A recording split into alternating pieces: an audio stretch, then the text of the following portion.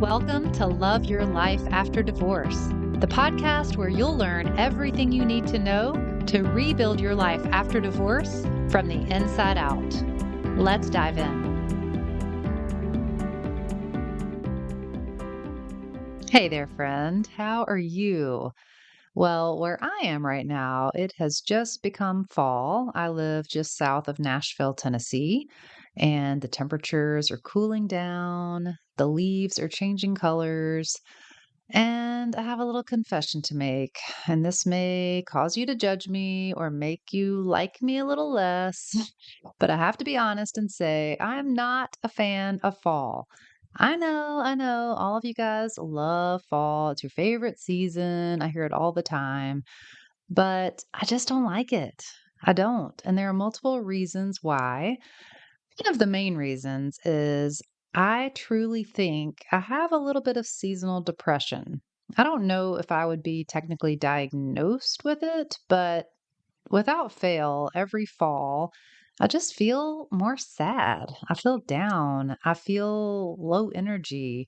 I'm not as motivated. I just feel like my body kind of goes into hibernation mode. And I don't like that. I am a person who loves to be active, who really enjoys having a lot of energy. And so when fall rolls around, I mean, before winter even, it's just when it gets to be below 80 degrees, I'm like, ooh, it's getting chilly. So I just don't really like fall. And so this time of the year, it's a little hard for me. And I've noticed it more and more as I've gotten older, and especially since my divorce. And I think it was either last year or the year before, I actually realized that the fall is when my marriage fell apart, when I was going through the hardest part of my divorce, when I realized I wanted a divorce or that it was best for me, but I couldn't quite come to terms with or grasp that my life was about to drastically change. I knew I no longer wanted to spend the rest of my life with my ex husband, but I didn't want to be single. I didn't want to get a divorce. I didn't want time away from my kids. It was a really traumatic time for me, to be honest. And I truly think that our bodies remember those experiences. And I think fall and like the dipping of the temperature a little bit and whatever changes with the air pressure or whatever happens, I just think those physical changes in the atmosphere and in the just the season itself, I think cause me to just remember that time of how difficult it was, how awful it was. And so I think that's another reason that I just don't enjoy fall.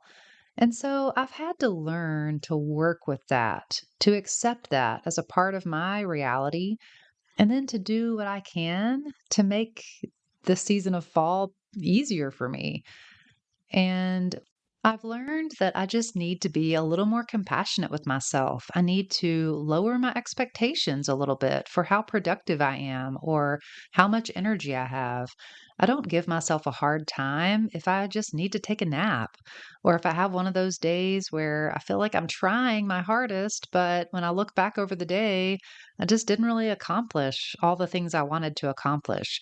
I've learned to just give myself a little more grace during the fall and winter, but I also want to find ways to improve my fall experience, to give myself just a little more support, a little more help. And one of the ways that I have decided to do that this fall is to do a gratitude practice. And I want to share it with you today and really highly encourage you to join me in this gratitude challenge. But before I go into the details of what exactly the challenge entails, I want to tell you a little bit more about gratitude. I mean, obviously, we're all very familiar with gratitude, but let's first get clear on the definition. I think that's always an important place to start because sometimes our words have different meanings for us, right? And so let's get on the same page, first of all, about gratitude. So, gratitude is basically when you feel thankful for the good things in your life. When you experience gratitude for something, you take a moment to reflect on something that you appreciate and that makes you happy. Thanking yourself, another person, or God or the universe all have the same positive effect. And let me tell you, there is a lot of research out there that shows how good gratitude is for you, physically, mentally, and emotionally. There's really a lot of scientific research and case studies out there. When I started digging into it a little bit, I was a little surprised and kind of floored that there was so much actual research out there showing how gratitude positively affects us. And so I just want to share a couple that stood out to me as I did my research. The founder of a well known meditation training site called Ziva, her name is Emily Fletcher. She mentioned in one of her publications that gratitude is a natural antidepressant. The effects of gratitude, when practiced daily, can have almost the exact same effect as taking an antidepressant medication. When we practice gratitude, she says, it produces a feeling of long lasting happiness and contentment. And this goes to the neurotransmitter level in our brains. When we express and receive gratitude, our brains release dopamine and serotonin, which are the two crucial neurotransmitters that are responsible for our emotions.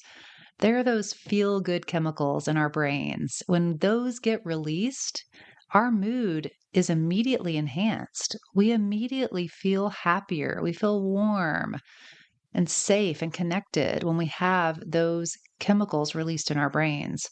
There is so much scientific evidence for this, and there's detailed explanations of how our limbic system works and is affected by gratitude. Studies have shown that the hippocampus and the amygdala, which are the two main sites that regulate our emotions, memory, and bodily functioning, get activated with feelings of gratitude. And so, if you like to nerd out on brain functioning and chemistry, there is plenty of information out there for you to research. But I just want to say that it is extremely clear from our biology and from those research studies that gratitude is beneficial for us in so many ways physically, mentally, emotionally, and even relationally. When those feel good chemicals are released in your brain, it reduces fear and anxiety because it regulates the stress hormones. It reduces cortisol, which is the main stress hormone that can lead to cardiac difficulties. And so when we have more dopamine and serotonin, then we have less cortisol, and that improves our cardiac functioning. And there was also a study of a group of people who were all receiving the same type of therapy, but they broke them down into two different groups. And one of the groups, they had a homework assignment to write letters of gratitude. And guess what? The group who wrote the letters of gratitude felt better and recovered sooner than the other group. This was a study that was done in 2018 by Wong. And so, yet again, just another clear example of how a daily practice of gratitude can help your overall well being and your mood.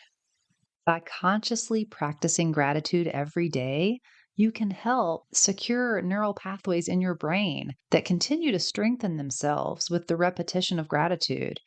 And ultimately, they create a permanent, grateful, and positive nature.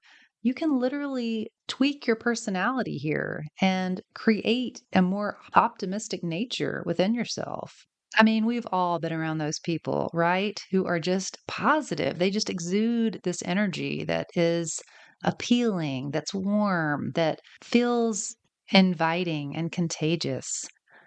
And I think that we all want to be more like those people. And having this practice of gratitude can get you there. It can help create that type of energy within yourself. And so I just want to rattle off some of the positive effects of gratitude that I found when I did some research.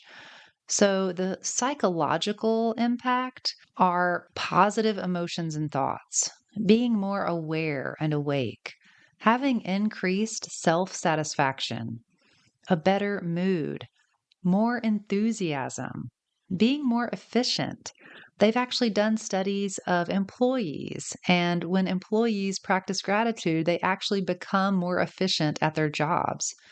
And then there are the physical manifestations of practicing gratitude. Like I mentioned, gratitude creates more positive chemicals in our brains and reduces the harmful chemicals.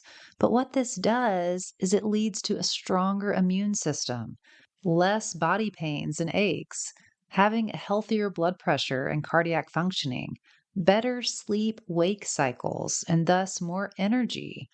So it's not just a mental or emotional effect, it's also physical. And it affects your health, it affects your longevity, your daily functioning. Gratitude is a superpower. When I did this research, I was, like I said, I was floored, and it really made me excited to try this gratitude practice. Oh, and I almost forgot, there's also a social impact for gratitude. When you practice gratitude, you actually have better communication, more empathy for other people. It can really increase the strength of your relationships and it makes you more likable. People like being around others who are more positive, who have a grateful mindset. So, just to put it really simply, being grateful makes you happy. It doesn't work the other way around. You can't wait to be happy and then decide to be grateful. So you have to choose to be grateful and then observe yourself become happier. Now, as you heal from divorce, being grateful can be really hard. You're often experiencing so many painful emotions because you're thinking about everything that you're losing.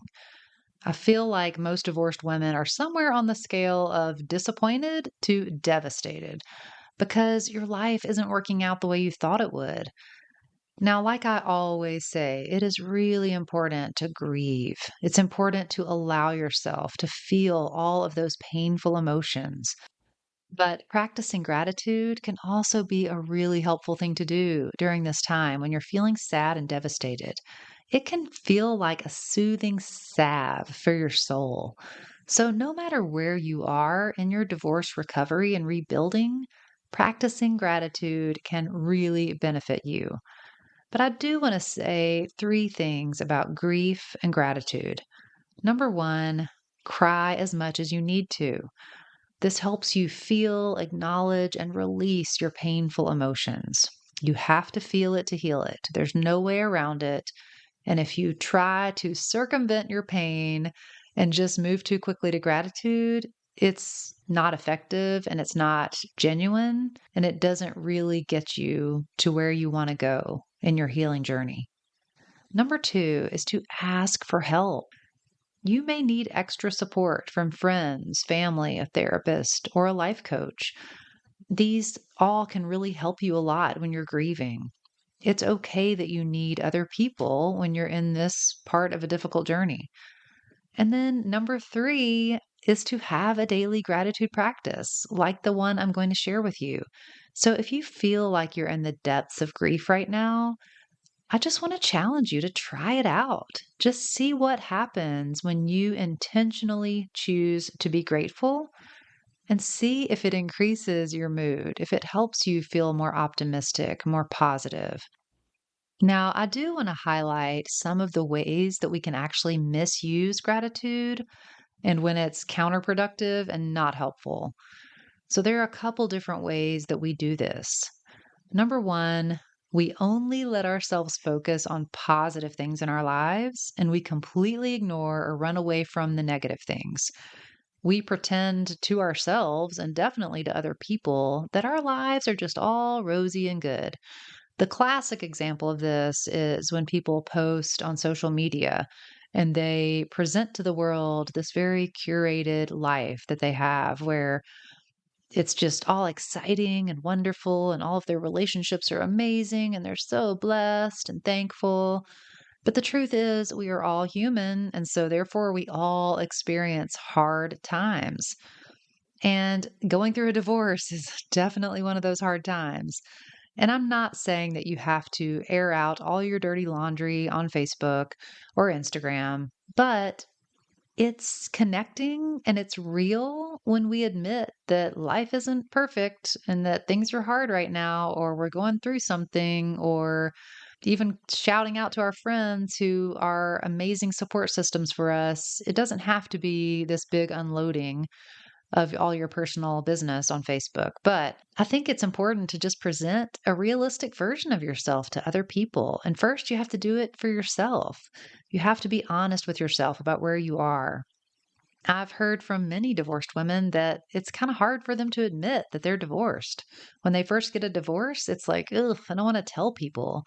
And of course, it takes an adjustment on your part. And I encourage you to be kind to yourself and to give yourself the time you need to adjust.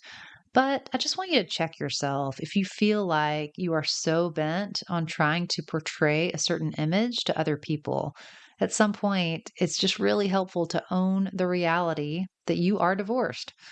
So, the second way that we can misuse gratitude is that we actually use gratitude to stay in a situation that isn't best for us. For example, you don't like your job and you don't make enough money, but you say something like, well, I'm just thankful I have a job. Or maybe you're in an unhealthy relationship, but you tell yourself, well, I'm just lucky someone wants to be with me and I have someone to talk to every day. At least I have someone to spend time with. Don't use gratitude to lower your standards. And if there's something in your life that you wish was different, don't assume that you want too much and that you should just be grateful for what you have. That keeps you stuck, it holds you back. I think sometimes we use gratitude in this way when we're afraid. Instead of going for the thing, instead of putting ourselves out there, instead of dreaming big, instead of creating an amazing life for yourself after divorce, you just tolerate surviving. You just tell yourself, at least you can pay your bills. At least you have that one friend, even though sometimes they're not so nice to you. Don't sell yourself short. Go after what you want. Don't use gratitude to stay in a bad situation. So, number three is that sometimes we use gratitude to escape painful emotions. We just grin and bear it, fake it till you make it. For example, instead of acknowledging that you're really, really sad about your marriage ending, you may want to quickly jump to saying things like, well, I'm better off without him, or it's his loss, or I'm glad I didn't waste any more time with him. And those things may be true. And I'm not saying it's bad to think those particular things. It actually feels amazing when you've healed enough that you can say those things and that you wholeheartedly believe them. However, don't use that mindset to escape the truth that you're sad, that you're hurting, that you're grieving the loss. Make sure you give yourself time to grieve and don't try to push yourself to move on too quickly by using gratitude. So, the fourth way that we often misuse gratitude is we use it to kind of knock ourselves down when we've accomplished something. When you know you've worked hard for something and that your dedication, perseverance, and work ethic has created your result, don't diminish all of that by saying you're just grateful that you have it. Know that you deserve it, that you earned it. Do you guys remember that Snoop Dogg acceptance speech after he got a Hollywood star, where he said, I want to thank me for believing in me. I want to thank me for doing all this hard work. I want to thank me for never quitting. I just love that speech. And of course, it made everybody laugh in the moment. But I think that speech has been referred to so many times because it highlights the fact that, yes, we should all be thanking ourselves. When we work hard for something, when we put in the time and the effort, when we rely on our talents and our gifts and we put ourselves out there and we're vulnerable and we try and we keep trying even though we fail, that deserves recognition. That deserves celebration. You deserve a pat on the back. You deserve to say to yourself, way to go, me. I did this thing. So don't knock yourself down by just saying, "Oh, I'm so blessed and lucky that I have this thing." No, you worked hard for it and you deserve it. And I think especially as women, we're given the message to be so humble. Don't be full of yourself. That's such a bad quality. You can be proud of yourself. You can speak the truth about how hard you've worked and how intentional you've been. possibly to heal after divorce and create an amazing life for yourself. Celebrate that. All right, so let's move on to our actual gratitude practice.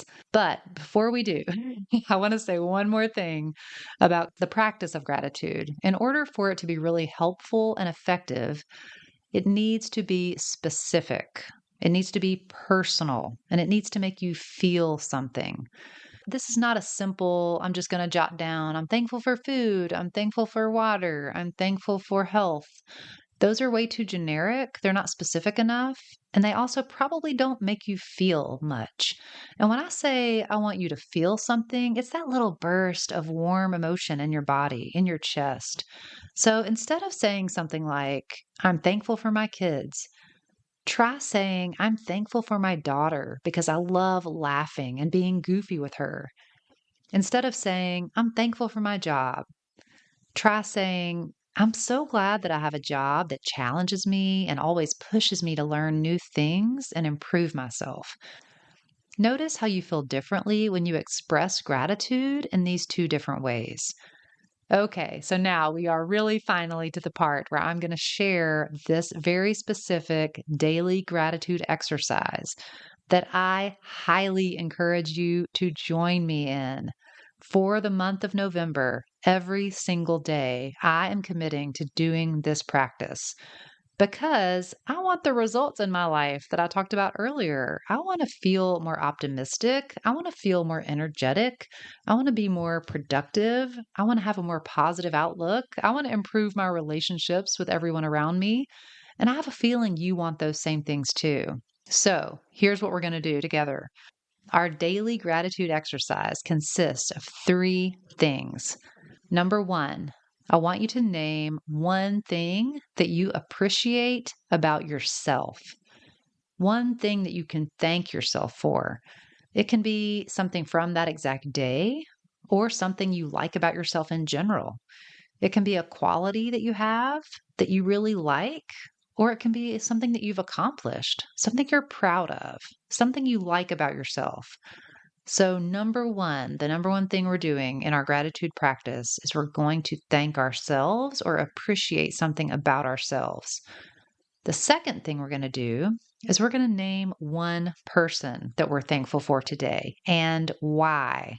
You have to include the why so that it can be meaningful to you, so that it can be specific, so that it can be personal. Now, this can be something deep or it can be something basic. You could be thankful for the stranger today that let you in the car line that was taking you forever to pull out. It can be someone that held the door open for you, or someone, a cashier at the grocery store who gave you that big warm smile. Or it could be something like your best friend who really listened to you that day and helped you figure out a problem you were having. And this part of the exercise, if you want to really up level this part and take it to the next level, you can actually write that person a note. You could go totally old school and write them a physical note on paper and mail it to them. A handwritten note. When was the last time you did that? It's been quite a while for me. I used to love doing that, actually. I think I'm going to do that. Or you could just shoot them a quick text and just say, hey, I'm thankful for you today because blah, blah, blah, whatever it is. So that's number two. And then number three, the third thing we're going to do in our gratitude practice is we are going to name one thing that we are thankful for. It can be a beautiful sunset, your reliable car you have, that delicious ripe peach that you ate earlier that day, or your favorite pair of jeans. It can be something big like your house. But whatever it is, just pick one thing that you are thankful for and why. It's important to include the why. So, here are some ways that you can stay committed and be successful with this practice. The first thing you can do is you can find a gratitude buddy, someone to commit doing this with. Tell them about this podcast episode, send it to them and say, hey, take a listen to this and let's commit to doing this gratitude practice together. You can either just remind each other to do it and kind of hold each other accountable and just ask, hey, did you do your gratitude practice yesterday? Or you can actually share your gratitude practices, the things that you write down. You can share those with each other. And if you don't have anybody in your life, and actually, even if you do, I would love for you to tell me that you're doing this. I would love for you to email me and say, hey, I'm doing this gratitude practice with you in November. That would also help me stay committed. The more people I hear from that say, I'm going to do this thing, it'll make me want to stay on track. It'll get me excited. So email me, Angie at angiewilsoncoaching.com, and just let me know that you are doing this practice. So, another thing you can do to be effective at this and to stay committed is to pick a specific time each day to do your gratitude practice. It could be in the morning, first thing in the morning while you sit down with a cup of coffee, or it could be right before you go to bed. But just pick a time of day so that you'll be consistent, so that you know this is the time where I do my gratitude practice. And then decide where you're going to write it. Do you have a specific journal that you want to put it in, or just a random notebook? Even a note app on your phone or on your computer? It doesn't matter where, but go ahead and decide right now, where are you going to record this month of your gratitude practice? Now, if you're not sold yet on doing this, if you're kind of listening going, yeah, I mean, it sounds good, but I mean, I don't know, am I really going to do it? Yes, do it. First of all, just do it. Commit to it. But if it feels like too much, or if you're one of those people that doesn't like to commit to something long because you're afraid you won't see it through, just commit to 1 week. The research shows that after just 4 days of this, people saw a difference in themselves. And so I just want you to commit to 1 week and see if you can tell any difference in how you're feeling or how you're functioning. Just think of it as an experiment, even if you don't believe anything I've told you, which you should because research. But, even if you're still hesitant to believe that practicing daily gratitude can really make a difference for you, just think of it as an experiment. Just try it for yourself and see what happens.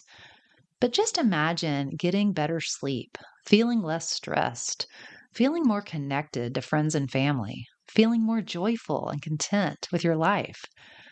The research shows that practicing daily gratitude can give you these things. And so I personally am really excited about how I'm going to create these things for myself by just taking 5 to 10 minutes a day to intentionally be grateful. I really don't think it'll take longer than 10 minutes a day. And so I really hope you will join me in this gratitude challenge. And I want you to do it for you, but I also want you to think about how your improved mood and attitude and positive outlook will affect all those around you. It'll be fun to see, actually, if anyone in your life notices that you seem a little different, maybe a little lighter or more optimistic after you've done this for a few weeks.